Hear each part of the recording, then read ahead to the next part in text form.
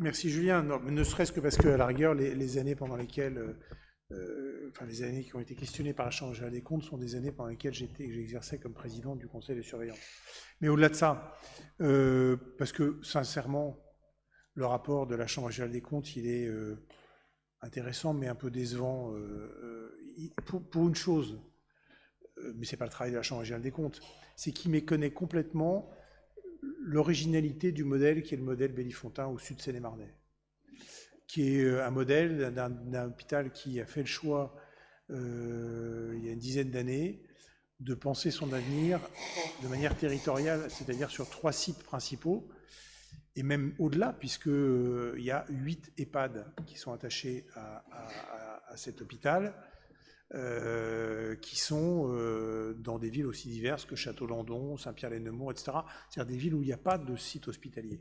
Donc c'est vraiment un maillage territorial à la fois de l'offre sanitaire et de l'offre médico-sociale.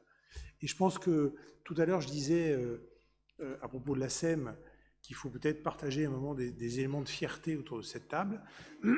Et je pense que s'il y a un élément de fierté qu'on pourrait tous partager, c'est bien le chemin qu'a fait cet hôpital. Et sans être trop long, rappelez quand même que cet hôpital, il était tout seul dans son coin il y a une quinzaine d'années, comme d'ailleurs l'hôpital de Montereau, comme d'ailleurs l'hôpital de Nemours, et ils étaient sans doute, n'avaient pas beaucoup d'avenir si on considère effectivement la situation très, très, très solitaire de ces établissements il y a quelques années. Et que le choix fait d'arriver à les marier ensemble, que cette fusion ne soit pas une fusion sur un seul site. On aurait pu dire, Fontainebleau c'est le plus gros, tout le monde se rapatrie à Fontainebleau, et on ferme Nemours, on ferme Montereau, où on dévitalise ces hôpitaux. Et le choix de mettre des spécialités le plus largement possible partout sur ces sites, de spécifier ces sites. Certains ont des spécialités chez eux, accueillent des spécialités chez eux, que finalement ont été données par les autres sites, de manière à conforter chacune des emprises. Ce choix-là, il est assez original, et ça, évidemment, la Chambre régionale des comptes l'appréhende mal, inévitablement, parce qu'il y a une grille de lecture qui est assez normalisée.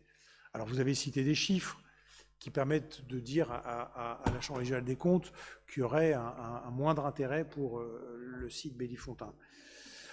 Enfin le site Bellifontain, pardon, l'hôpital du Sud Seine-et-Marne. L'obstétrique diminue partout où il y a moins d'enfants. Donc de toute façon, de base, l'obstétrique, vous prenez n'importe quelle maternité de France et de Navarre, à quelques exceptions près, là où il y a des bassins de vie très dynamiques, mais globalement, ça diminue partout. Donc il ne faut pas s'affoler de ça. Il faudrait mettre en exergue plutôt que sur la chirurgie, sur l'urologie, sur les activités cardiaques, sur les soins palliatifs. On a développé des activités qui n'existaient pas il y a quelques années et qui aujourd'hui voilà, positionnent réellement Fontainebleau. Sur les soins critiques et les soins palliatifs, enfin sur les soins palliatifs, pardon, on est le seul dans le sud Seine-et-Marne, et j'inclus Melun, à proposer aujourd'hui cette spécialité. Sur les soins critiques, on a développé l'offre bien au-delà de ce qu'on avait il y a quelques années. Sur la chirurgie, on recrute des chirurgiens dans des spécialités qu'on n'avait plus. Sur l'originalité du modèle Bellifontain, ce n'est pas qu'un modèle original parce qu'il est territorial. C'est ce qu'on a décidé de faire en 2019, de fidéliser des chirurgiens libéraux. Rappelez-vous, c'est ceux qui étaient à la polyclinique, c'est ceux qui auraient dû quitter Fontainebleau quand la polyclinique a fermé du jour au lendemain, événement qui a totalement été oublié par le rapport de la Chambre régionale des comptes, et c'est la capacité de Fontainebleau d'inventer une solution pour pérenniser l'activité ici, à Fontainebleau, et à Montereau en l'occurrence, parce que Montereau en a profité aussi, de pérenniser une activité libérale dans l'enceinte de l'hôpital de Fontainebleau. Il y a 3-4 modèles comme ça en France. On n'est pas les seuls, mais on n'est pas très nombreux. Ça se compte moins que sur les doigts des deux mains. Donc cette originalité là, elle a permis que, par exemple, on ait de l'urologie dans l'hôpital qu'on n'avait plus du tout si on n'avait pas eu les urologues privés et libéraux de la polyclinique, et d'autres depuis. Parce que ce modèle-là, il est attiré de nouveaux urologues. Voilà, donc ce qu'il faut... il faut regarder d'abord, effectivement, comme le disait Julien, à regarder l'apport aussi du nouveau bâtiment. Le rapport s'arrête de la Chambre des comptes s'arrête en 2022.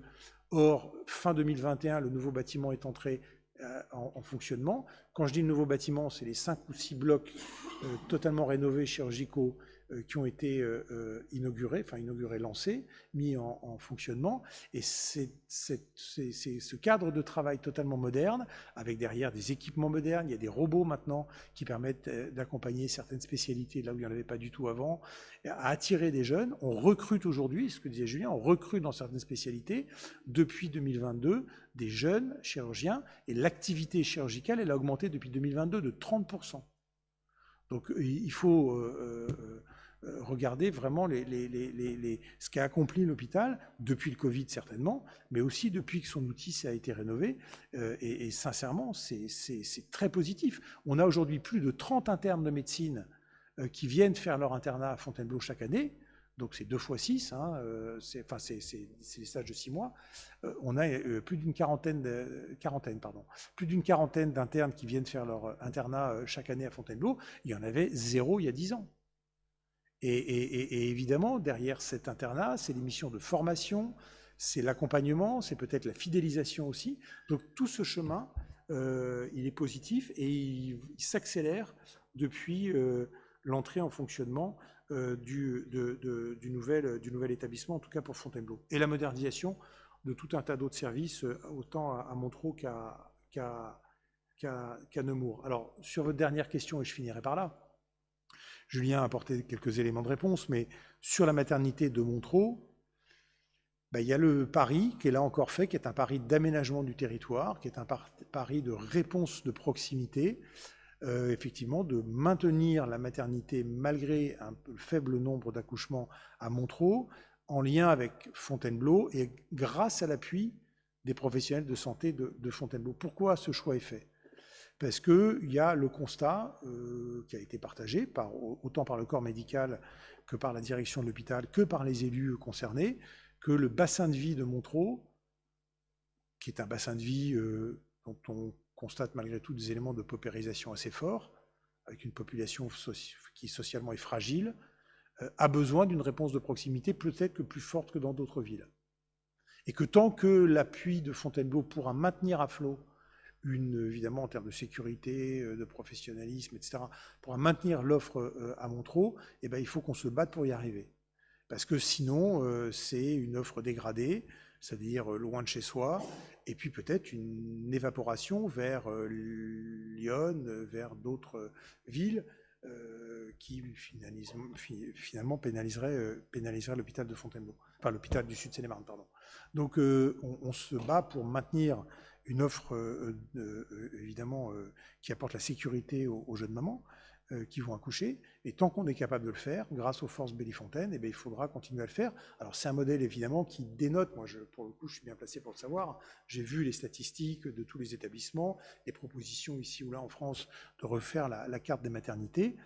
Là, cette maternité petite s'appuie sur les forces vives de Fontainebleau. Tant qu'on y arrivera, il faut tenir. Parce que pour les habitants de Montereau, on n'est pas là pour défendre les habitants de Montereau, mais enfin, il faut y penser aussi, c'est une œuvre de proximité qui doit être maintenue. Donc, moi, j'ai lu le rapport, je ne suis pas aussi critique que vous, mais je pense qu'au-delà de ça, il faut regarder quelle est la dynamique de cet hôpital, et je pense que, je le redis, et je terminerai vraiment cette fois-ci par là, s'il y a vraiment un sujet de fierté qu'on peut collectivement partager, c'est bien celui du travail fait dans cet hôpital, par les gens qui y travaillent et le chemin fait ces dernières années par cet établissement.